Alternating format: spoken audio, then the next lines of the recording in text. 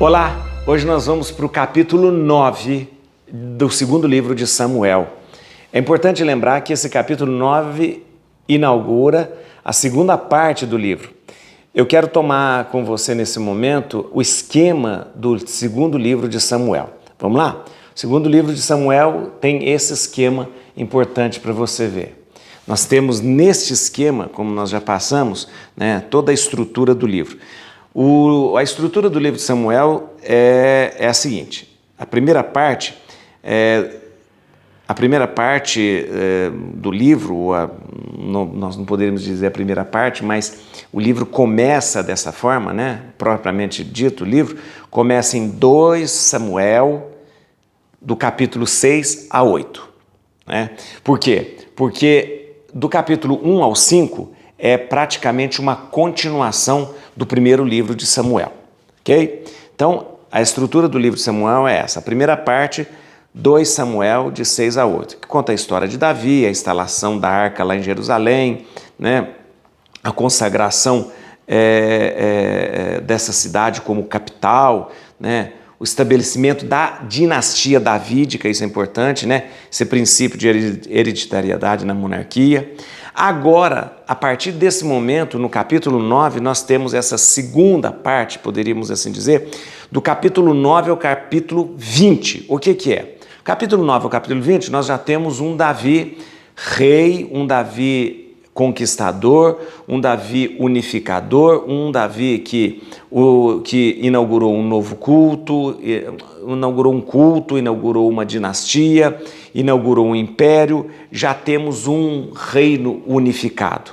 Nesse capítulo, do capítulo 9 ao capítulo 20, nós vamos ver a sucessão de Davi com seu filho Salomão e, assim, a eliminação dos outros filhos de Davi, e também nós vamos ver esse momento em que Salomão cresce como rei, E lembrando que Salomão é fruto de um adultério e, para isso, os outros filhos de Davi precisam ser tirados dessa corrida aí da sucessão, tá bom? Tá certo?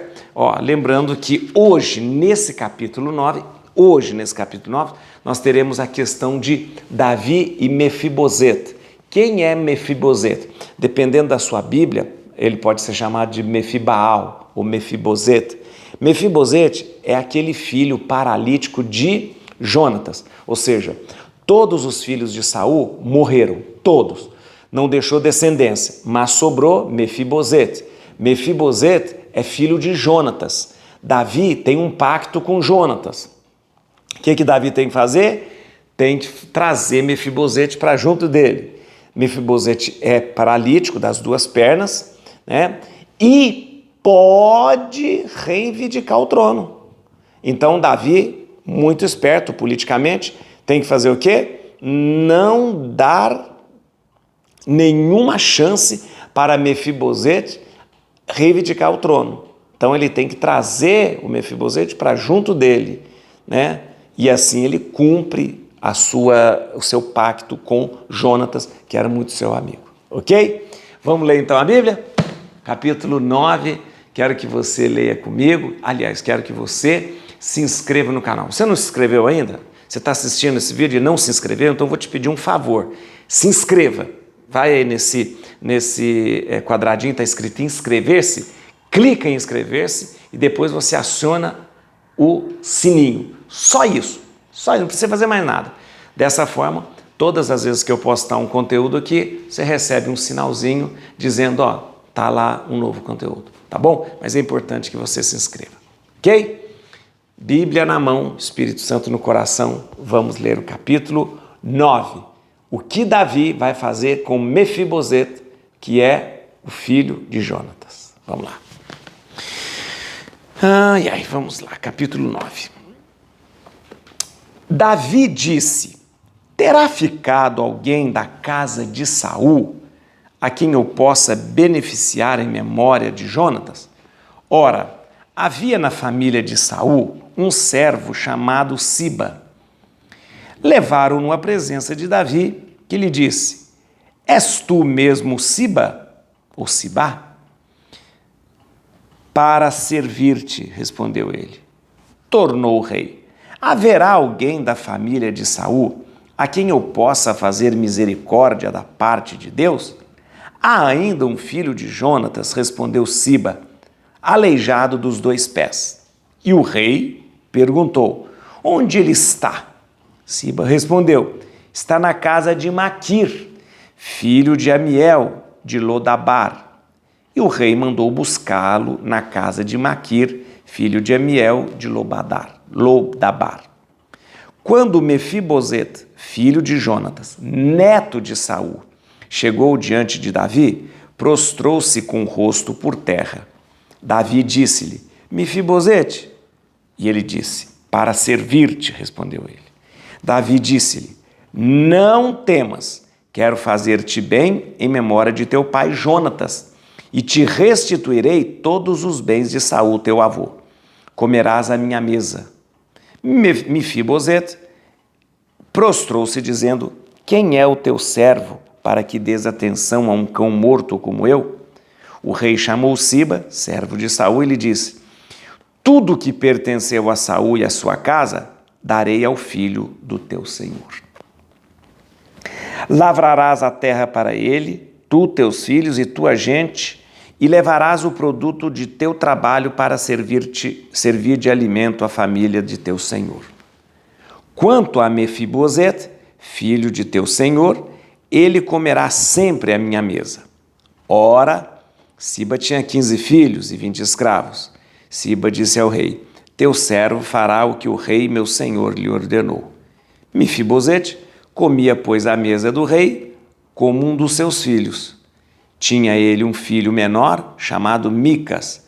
Todos os que pertenciam à casa de Siba estavam a serviço de Mefibosete. Este habitava em Jerusalém, pois comia todos os dias à mesa do rei e era paralítico dos 2 pés. Davi, gente, é muito esperto. Vou falar uma coisa para vocês. É muito esperto mesmo. Davi é realmente um grande político, né? Claro, ele é apresentado aqui como um rei misericordioso. É, um rei misericordioso, mas por trás dessa misericórdia há aí uma jogada política. Vamos lá. Davi começou a se preocupar. Peraí, o rei era Saul. Muito bem, o rei foi derrotado, os seus filhos foram mortos e eu fui praticamente proclamado rei, tanto por Israel quanto por Judá. Judá já havia me declarado rei, mas quando Saul perde as batalhas e perde tudo, o próprio Israel, a parte norte, declara Davi como rei. Ora, Davi é um grande político, um grande rei, unificou todo Israel, ganhou várias batalhas, mas a coroa pode ser reivindicada. O trono pode ser reivindicado. Por quê? Porque Saul tem um descendente. Saul perdeu todos os filhos. Nas batalhas, todos os filhos morreram. Mas ficou um filho de Jonatas, Mefibosete. Acendeu a luz amarela em Davi e falou, olha, esse menino pode reivindicar o trono. E se ele reivindicar o trono, eu vou perder o trono. Por quê? Mas é o menino que queria... Não, os partidários de Saul poderiam usar Mefibosete para reivindicar o trono. Política é assim, né, gente? Política é assim, né? Tudo bem, todo mundo batendo palma para Davi, Davi, o grande rei, né? Mas havia os partidários de Saul. E os partidários de Saul podiam usar o herdeiro do trono, que era Mefibosete, mesmo que fosse paralítico, para reivindicar o trono. Davi, então, chama um servo lá e fala assim, me escuta aí, chamado Sibá, né? Você sabe se tem alguém da casa de Saul ainda vivo? Ele falou, olha, eu fiquei sabendo, Davi, que o Mefibosete, que é paralítico das 2 pernas, ainda vive lá na casa de Maquir. Na casa de Maquir. Aí, Aí o Davi falou assim, você sabe o seguinte? Vai chamar. O servo falou, tá lá. Aí ele falou, vai lá chamar. Ele foi lá e chamou o menino. O menino que eu falo já era um rapaz, já tinha até filho. O rapaz pensou o quê? Eu vou ser morto. Davi vai me matar. Davi vai me matar. Por quê? Porque o que um rei, tendo ameaçado o seu trono, faz? Mata aquele que ameaça o trono. E ele, quando ele foi se encontrar com Davi, ele já pensou, Davi vai me matar. Quando ele chega diante de Davi, ele já se curva diante de Davi, pensando que Davi fosse matá-lo. E aí o que Davi faz? Davi usa de misericórdia, pelo contrário. Davi usa de misericórdia e fala para Siba, né, aquele servo, né, de Saul, aquele lá da casa de Saul, falou, ó, é o seguinte, eu vou restituir o dinheiro, as terras de Saul para vocês e o Mefibosete ficará aos cuidados de você. E esse Mefibosete, ele vai estar sempre comigo, comendo a minha mesa, porque assim eu cumprirei o pacto que fiz com Jonatas. Tá bom. É misericordioso assim? É, misericordioso, bondoso e tal, mas havia ali um interesse de trazer o quê? Traz esse menino para junto de mim e ele fica sob as minhas asas e ele não vai querer reivindicar o trono. Pronto. Então, Davi usou de misericórdia? Usou. Qualquer rei ameaçado pegaria esse herdeiro, Mefibosete, e cortaria a cabeça dele. Davi não faz isso. Pelo contrário, em respeito a Jonatas, que ele tinha um pacto com Jonatas, em respeito à casa de Saul, Davi restitui terras, dinheiro para o Mefibosete, coloca tudo isso para Sibá, diz, sua casa, Sibá, vai servir, vai cuidar, o que vocês plantarem vai ser para o Mefibosete, o que vocês colherem para Mefibosete, vocês vão cuidar. E faz uma coisa, traz o menino para morar onde? Jerusalém. Ele morava lá na casa de Maquir, longe. O que ele faz? Pega o menino e coloca em Jerusalém. Pega Sibá, a família de Sibá, cuide desse menino como se fosse próprio seu filho. Põe Mefibosete dentro de Jerusalém, comendo a sua mesa. Assim, Davi anulou qualquer possibilidade de reivindicação do trono. Foi misericordioso porque não matou Mefibosete. Não. Você poderia até pensar assim, nossa, mas o vô desse rapaz perseguiu Davi, tentou matar Davi, várias vezes tentou tirar a vida de Davi. Davi poderia falar, seu avô fez de tudo para eu não ser rei e fez de tudo para tirar minha vida. Eu vou tirar sua vida. Mas não. Davi usa de misericórdia. Por quê? Porque Davi amava Jonatas e, em respeito à memória de Jonatas, ele não faz nada com esse menino. Mas, ao lado disso, Davi usa de uma estratégia muito política. Trazer o possível sucessor do trono para junto de si, anula ele dentro da corte, coloca ele bem junto de si, dá dinheiro e terras para ele e ele fica quieto e não reivindica o trono. Está resolvido o problema. Vamos lá, gente, vamos lá. Importante lembrar o seguinte aqui, Esse capítulo 9, a gente começa a história da sucessão do trono de Davi. Ou seja, Davi tem vários filhos, os filhos legítimos, daqui a pouco vai nascer o Salomão é o filho de um adultério e vai acabar esse Salomão sendo o herdeiro do trono. Até lá a gente vai ter muita coisa para ver, né? É interessante que nesse capítulo a gente vai ver a sucessão do trono, ela poderia acontecer sem a presença de algum descendente de Saul E Davi, então, faz o quê? Davi protege Mefibosete, né? Protege Mefibosete com essa estratégia política. Por exemplo, se Davi morresse, poderia surgir a questão: quem é que vai suceder Davi? Ah, tem o Mefibosete, mas Davi arma tudo direitinho para ele não reivindicar o trono, né? É um ato magnânimo do rei? Sim, é. Um rei justo, um rei misericordioso, mas é um ato político também do rei. Vamos ser sinceros. Vamos lá. No versículo 3, eu quero que você venha aqui comigo, no versículo 3, atenção. Tornou o rei: haverá alguém da família de Saul a quem eu possa fazer misericórdia da parte de Deus? Há ainda um filho de Jonatas, respondeu Siba, aleijado de 2 pés.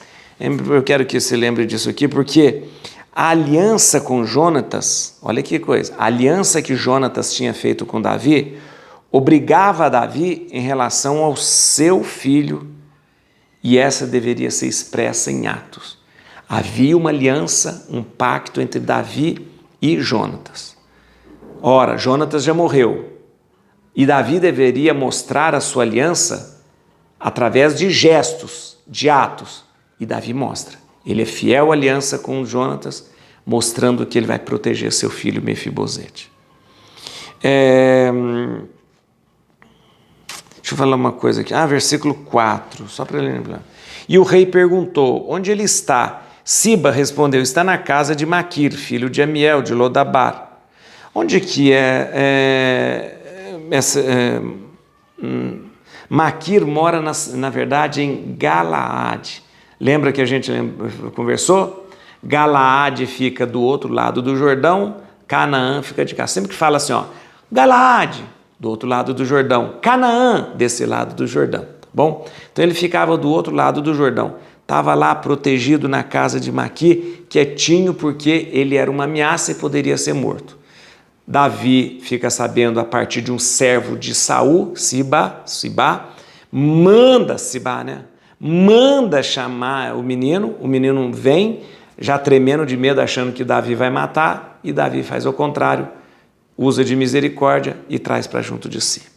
Bom, versículo 12, só esse para a gente lembrar, 12. Tinha ele um filho menor chamado Micas. Todos os que pertenciam à casa de Siba estava a serviço de Mefibosete, né? Então vamos lá, gente, tem uma coisa aqui, A existência desse filho de Mefibosete, olha aí, podia dar mais uma esperança aos partidários de Saul. Por isso, é bom ter esse Mefibosete junto com seu filho aqui perto de Davi. Você entendeu? Mefibosete era uma ameaça para reivindicar o trono. Davi trouxe para junto de si. Só que aí tem mais um problema. Mefibosete tem um filho chamado Micas, neto de Saul, neto de Jonatas, bisneto de Saul. Opa! Davi já fica mais preocupado. Se Mefibosete não reivindica, o filho de Mefibosete pode reivindicar. Opa! Mais uma vez, os partidários de Saul podem usar esse filho de Mefibosete para reivindicar o trono. Então o que a gente faz? Vamos colocar a família toda junto de nós? Vamos colocar o Mefibosete, vamos colocar o seu filho Micas, todo mundo aqui pertinho. Aonde? Em Jerusalém, porque a gente fica de olho, de butuca neles. E vamos dar o que para eles? Terra, dinheiro. E vamos dar servos. Então, Siba, faz o seguinte, você cuida deles aí, mas aqui perto de mim, ok? Rei misericordioso, mas rei político também. Gente, Davi é um modelo, sim, modelo do rei, modelo do reino para que o reino se constitua. Davi, ele vai ser da casa de Davi surgirá o Messias, virá Jesus. E Jesus virá como um rei justo, misericordioso e bondoso. Jesus não será um rei político como o seu ascendente Davi, mas sempre fará a partir do amor e da misericórdia. Aos poucos nós vamos vendo que Davi, ele é um rei diferente dos outros reis. Mesmo sendo um pouco político, ele ainda tem noção, da misericórdia, do amor. Nós vamos ver um Davi que se curva diante de Deus por causa do seu pecado e pede perdão. Um rei que vai moldando a maneira de se relacionar com Deus. Davi é um grande rei. É um modelo para o rei, para os reis que querem governar com justiça e com misericórdia. Et crucem Domini, fugit partes adversae, vite teleo de tribiuda, radix Davide. Aleluia.